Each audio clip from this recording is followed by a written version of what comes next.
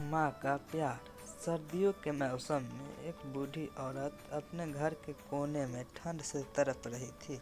जवानी में उसके पति का देहांत हो गया था। घर में एक छोटा बेटा था। उस बेटे को उज्जवल भविष्य के लिए उस माँ ने घर घर जाकर काम किया करती थी। काम करते करते वो बहुत थक जाती थी, लेकिन फिर भी आराम नहीं करती थी। वो सोचती थी, जिस दिन बेटा लायक हो जाएगा उस दिन आराम करूँगी। देखते देखते समय बीत गया। माँ बूढ़ी हो गई और बेटे को एक अच्छी नौकरी मिल गई। कुछ समय बाद बेटे की शादी कर दी। अब बूढ़ी माँ खुश थी कि बेटा लायक हो गया है, लेकिन ये क्या, बेटे व बहू के पास माँ से बात करने तक का वक्त नहीं था।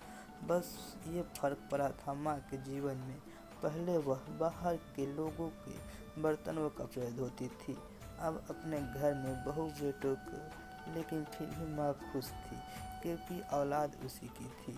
सर्दियों के मौसम में एक टूटी चारपाई पर बिल्कुल बाहर वाले कमरे में एक फटे से कंबल में सिमट कर माँ लेटी थी और सोच रही थी, आज बेटों को कहूँगी तेरी माँ को बहुत ठंड लगती है, एक नया कंबल ला दे। शाम को बेटा घर आया तो माँ ने बोला, बेटा मैं बहुत बूढ़ी हो गई हूँ, शरीर में जान नहीं है, ठंड सहन नहीं होती मुझे, एक नया कंबल ला दो। तो बेटे गुस्से में बोला, इस महीने घर के राशन में बहुत पैसा खर्च हो गया है, कुछ पैसे है पर तुम्हारी बहू के लिए शॉल लाना है, वो बाहर जाती है, तुम तो घर में रहती हो, सहन कर सकती हो, यह सर्दी निकाल लो, अगले साल ला दूंगा। बेटे की बात सुनकर माँ चुपचाप सिमट कर कंबल में सो गई। अगली सुबह देखा तो माँ इस दुनिया में नहीं रही। सब रिश्तेदार पड़ोसी एकत्रित हुए। बेटे ने माँ को अंतिम यात्रा में कोई कमी नहीं छोड़ी थी। माँ की बहुत अच्छी अर्थी सजाई थी, बहुत महंगा शॉल माँ को ओढ़ाया था।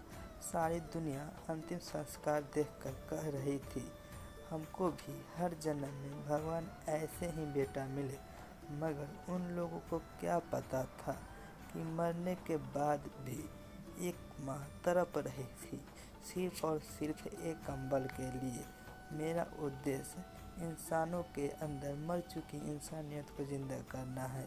अगर मेरी कहानी आपको दिल छू गई है तो माँ को समय और प्यार दोनों दो। जीवन में एक माँ ही भगवान के रूप में बचपन से अब तक साथ में है। थैंक